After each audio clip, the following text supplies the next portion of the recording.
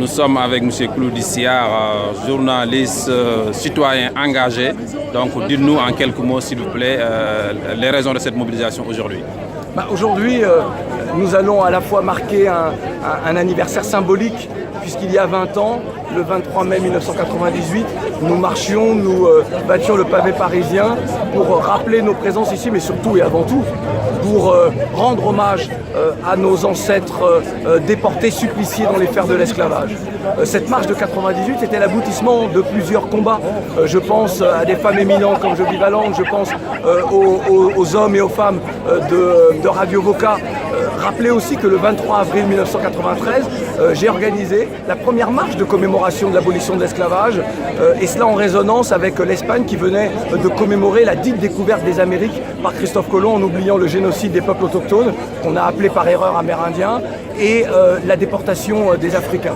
Et donc aujourd'hui, nous marchons à la fois pour également rendre hommage à nos ancêtres, bien évidemment, ce que nous faisons régulièrement, j'ai même envie de dire en ce qui me concerne quotidiennement, mais aussi pour nos enfants et pour les générations futures. Nous sommes dans une société française qui, en réalité, parce que l'esclavage est un passé très présent, a décidé de nous reléguer. Et la relégation, elle se voit par exemple dans la représentation de la France, représentation officielle. Vous n'avez que deux territoires qui incarnent la France, l'Hexagone et la Corse, alors que nos collectivités d'outre-mer sont soumises aux mêmes règles que les collectivités de l'Hexagone.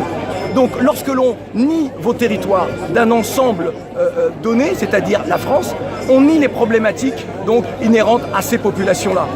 Moi aujourd'hui, je suis là et je prendrai la parole tout à l'heure pour demander qu'en France, exiger même qu'il y ait une politique de quotas, très clairement.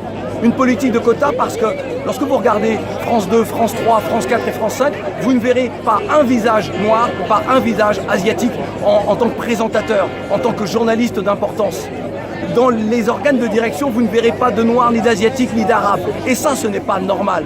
La politique de quotas que j'exige aujourd'hui, que nous appelons de nos voeux, sera baptisée diversité représentative.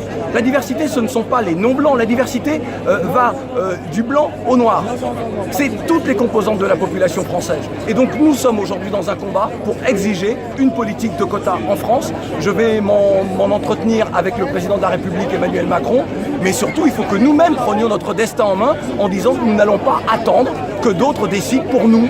Aujourd'hui, c'est notre pays.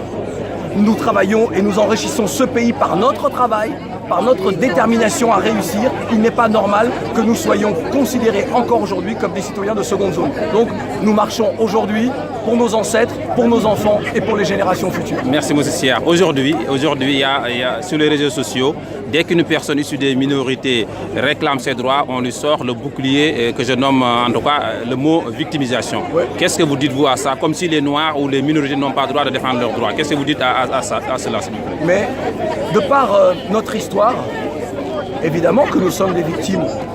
Nos ancêtres ont été victimes de la traite négrière, de l'esclavage, de la domination, de la colonisation. Oui, effectivement, nous sommes des victimes. Mais nous, aujourd'hui, en tant que citoyens, nous ne nous comportons pas comme des victimes, mais comme des êtres humains qui avons de l'audace, du courage et de la détermination.